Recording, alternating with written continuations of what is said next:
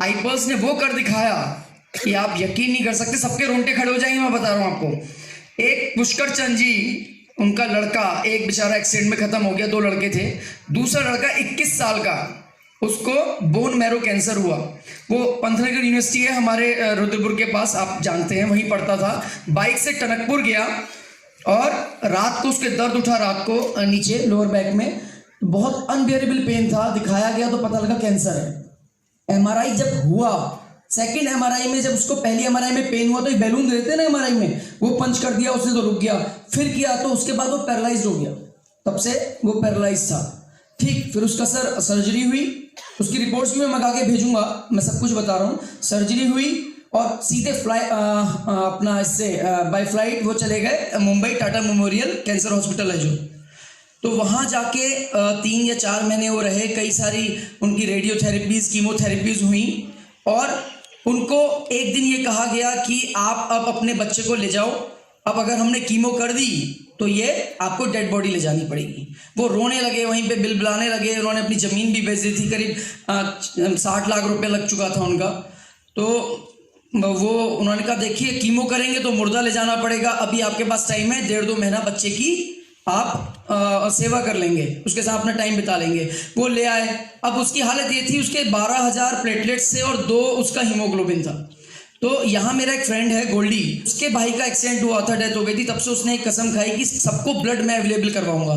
तो किसी का भी नाम सेव करता है तो पहले ब्लड ग्रुप लिखता है, फिर नाम लिखता है। तो उसको पता लगा कि भाई एक लड़का गोल्डी है, वो ब्लड अवेलेबल करा देता है, वो मेरा दोस्त है। तो वहां पहुंचे, हर तीसरे चौथे दिन खून चढ़ता था सर।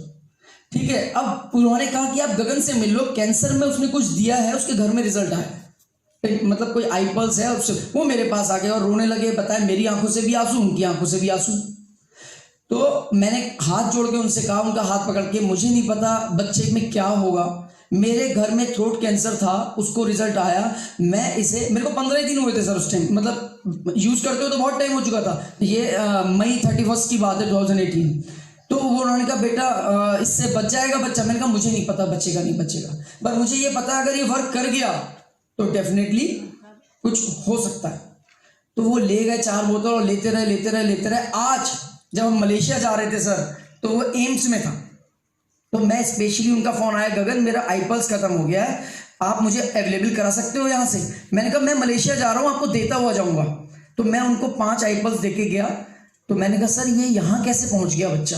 कह रहे नहीं, इसलिए नहीं पहुंचा है, ये बच्चा बिल्कुल ठीक हो चुका है, हम ये दिखाने लाए हैं कि एक्चुअल में पोजीशन क्या है। और ये कहता है मैं कुछ नहीं, वो केवल आईपल्स यूज कर रहा था। तो सर बड़ी खुशी हुई। पहले तो मैं डर लग रहा था कि एम्स जा रहा हूँ, अब क्या हुआ नहीं हुआ क्या नहीं।